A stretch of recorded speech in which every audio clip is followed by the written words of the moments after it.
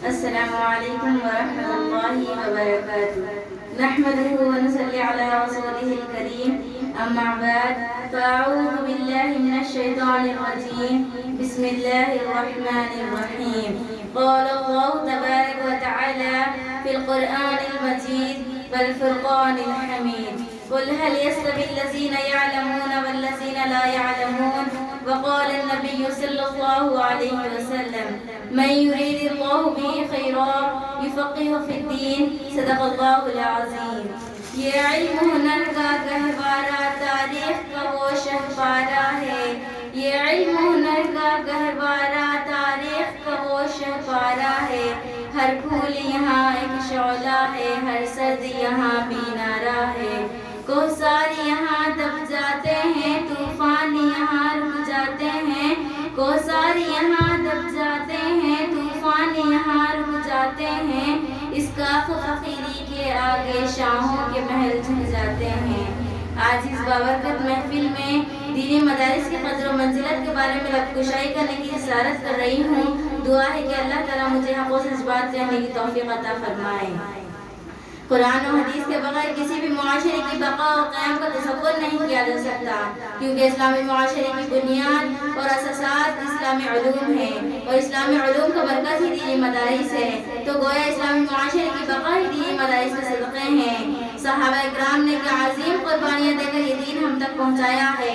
آج یہ سادات مدارس جو نظر آ رہے ہیں اگرچہ کہ بے رنگ ہو اور ان میں بیٹھنے کے لیے دریا بھی میسر نہ ہو لیکن میں بیٹھ کر قرآن و دین حاصل کرنے سے صحابہ اکرام سے جو نسبت قائم ہو جاتی ہے وہ اتنی بڑی نعمت اور انعام خداوندی ہے جس کام کا شکر ادا ہو ہی نہیں سکتا سامعین محترم یہ دین ہم تک کیسے پہنچا یہ دین ہم تک اس طرح پہنچا کہ سب نے باادب ہو کر اساتذہ سے سیکھا جس کی سند حضور صلی اللہ علیہ وسلم تک متصل ہے آپ ایک کتاب لے لیجئے اور اس کا خود مطالعہ کر لیجئے آپ ایک کتاب کامل استاد سے پڑھ لیجئے دونوں میں زمین و آسمان کا فرق ہوگا یاد رکھیے اگر علم کا حاصل ہونا مطالعہ کے ذریعے بغیر کسی استاد کے ممکن ہوتا تو آسمانی کتابوں کے ساتھ کسی رسول کو بھیجنے کی ضرورت نہ ہوتی اور اللہ تعالیٰ کے لیے کچھ مشکل نہ تھا کہ کسی رات مسلمان کے سرحانے قرآن مجید کا ہے کہ عمدہ نسخہ خوبصورت جلد میں مجلد کر کے رکھ دیا جاتا اور مائک میں آواز لگا دی جاتی کہ اسے پڑھو اور اس پر عمل کرو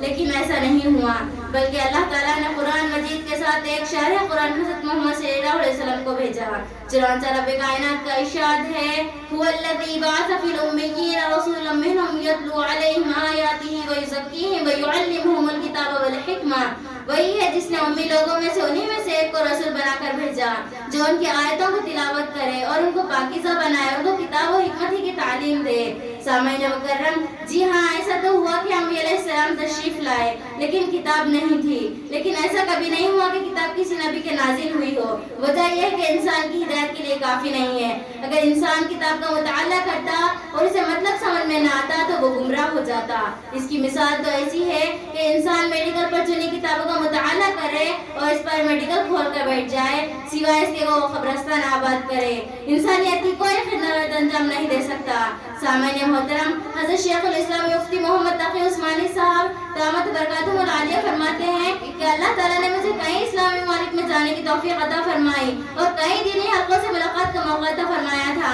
میں پہلے یہ بات سمجھتا تھا کہ دینی مدارس ہمارے لیے بہت بڑی نعمت ہے لیکن ممالک کے حالات دیکھنے کے بعد یہ بات سمجھتا ہوں کہ دین کی حفاظت اور تحفظ کا ذریعہ اللہ تعالیٰ نے ان مدارس ہی کو بنایا ہے جہاں یہ مدارس نہیں وہاں بے علمی بے رہروی کے عجیب و غریب مناظر دیکھنے میں آئے ہیں کہ علمان بالحفیظ سامعین محترم اس لیے ہمیں چاہیے کہ سلسلے والوں کی قدر پہچانے ان پڑھنے پڑھانے والوں کے علاوہ دوسرے لوگ بھی اپنے آپ کو محروم نہ سمجھے اس لیے ہمیں چاہیے کہ سلسلے والوں کے ساتھ محبت کرے نبی صلی اللہ علیہ وسلم کا ارشاد ہے المرء مع من احب